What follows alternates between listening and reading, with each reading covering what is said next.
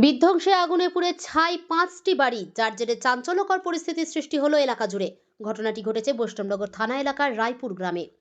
প্রত্যক্ষদর্শীরা জানান, এদিন বুধবার রাত্রি নাগাদ আগুন লাগে স্থানীয় বাসিন্দা অখিল মণ্ডলের বাড়িতে। পরবর্তীতে সেই আগুন ছড়িয়ে পড়ে এলাকায়। তাতেই ক্ষতিগ্রস্ত হয় অন্যান্যদের বাড়ি ও গবাদি পশুগুলোর। পাশাপাশি বাড়িতে থাকা সমস্ত সামগ্রী পুড়ে ছাই হয়ে যায়। যদিও ঘটনার সময় বাড়ির মালিক অখিল মণ্ডল ও তার পরিবারের কেউই বাড়িতে ছিলেন না। তারা পার্শ্ববর্তী গ্রামে মেলা দেখতে গিয়েছিলেন। এছাড়াও প্রত্যক্ষদর্শীরা আরও জানান, ঘটনার সময় স্থানীয় বাসিন্দারা যে যার মতো করে আগুন নেভানোর যথারীতি চেষ্টা করেন, কিন্তু বিধ্বংসী আগুনের কাছে সকলেই হার মেনে যায়।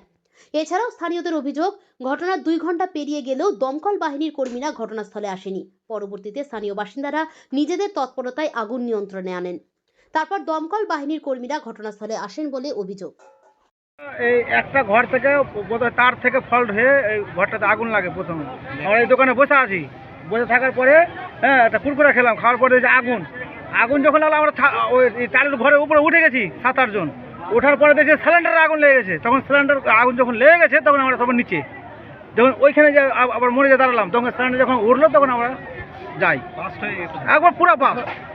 তখন কেউ তো ভয় যেতে পারে না, তারপরে সিলিন্ডার যদি বাস্ট হয়ে যায় সব মরে যাবে।